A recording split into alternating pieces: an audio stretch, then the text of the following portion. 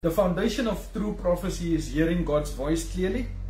Then we said God is always speaking, number one, regardless whether you hear or not.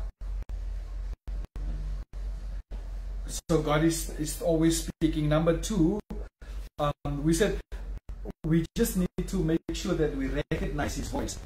And God always communicates, but we often miss His voices because we do not recognize Him speaking.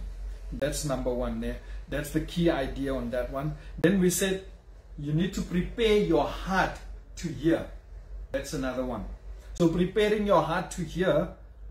And we also said discerning and testing the prophetic words. Is this word actually coming from God, or is this word actually coming from your own? And then we also said on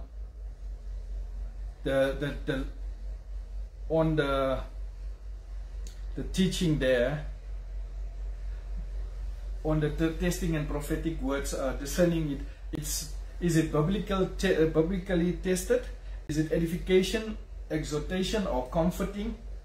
Does it does it gives fruits and motivation?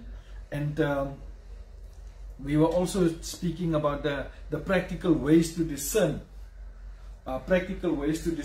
So does the message agree with the scripture? God will not contradict Himself.